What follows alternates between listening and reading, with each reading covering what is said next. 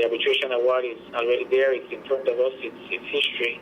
There's not much more that can be done about it. But what is most important now is to see how do we move forward an environment to try and mitigate that issue that is in front of us. And one of the most problematic areas that we are seeing right now is the debt of the entire country of Belize, which the arbitration award has just added on to that debt, and now we must move forward with that.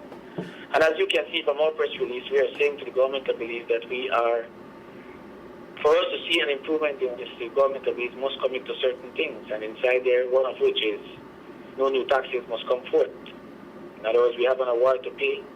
We have a ballooning debt in front of us, a growing national debt, and we have challenges ahead of us. We have the productive sector that is showing some downturns at the moment. If you look at the last HIB report, it's also showing that.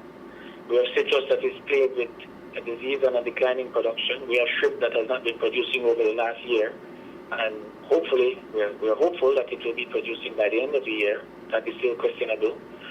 We have bananas and the Merindian issue that just came up. So all these productive sectors are now putting a strain, and exports have now declined. So how then do you mitigate then the national debt and move forward? And that is one of the reasons why we have stressed the point that we don't want any new taxes.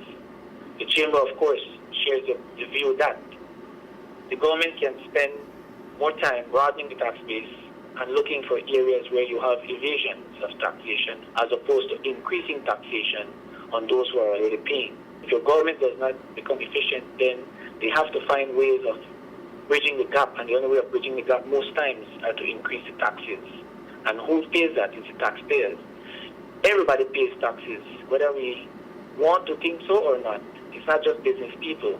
Every time there's an increase in the fuel price, there's actually an increase in taxes. So you are paying it at the fuel pump. The businesses who have to do distribution are actually increasing their costs, and they're passing it on. So all of us at the end of the day pay that price. And so we are asking for the government to start to look at efficient ways of how to manage the government itself. And the third one, of course, is to make an enabling environment to try and introduce new businesses into the house, into the global market, trying to find ways of how do we make Belizean product exportable, become more competitive. And for us, that is where we stand as a chamber.